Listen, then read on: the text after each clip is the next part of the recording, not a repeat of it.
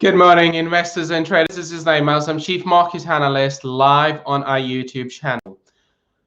As always, it is important for me before we begin to go through this disclaimer and risk warning. So anything which we'll be discussing in this video cannot be perceived as an advice. If you are seeking for one, please do consider consulting with your own financial advisors.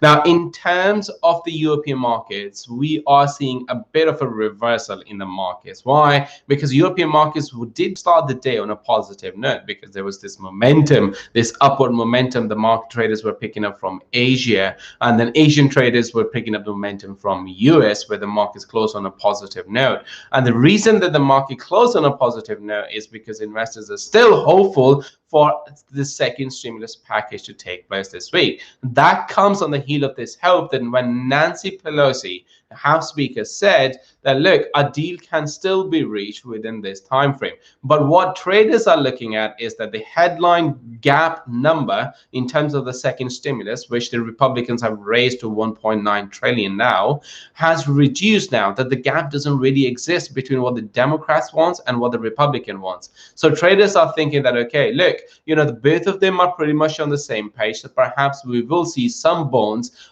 and later we can see more meat building on that bone. But as long as the framework is agreed between the two, that could be sufficient before the US election. So this particular factor is very much boosting the hopes among investors and traders, and that was the reason that we saw this surge in the European markets. But now, of course, the European markets have started to trade lower because investors or traders which were being ignorant earlier about the surge in coronavirus cases are still mindful of that. Okay, we still do not have a potential coronavirus vaccine, although there are chances to hear more from a certain number of different companies who are really leading this research for the potential coronavirus vaccine this particular month, and of course the next month. But traders are still thinking that, look, national lockdown was announced over in Ireland. What does this mean in terms of other European countries, the bigger economies such as Germany, Italy, France, Spain? Like, what if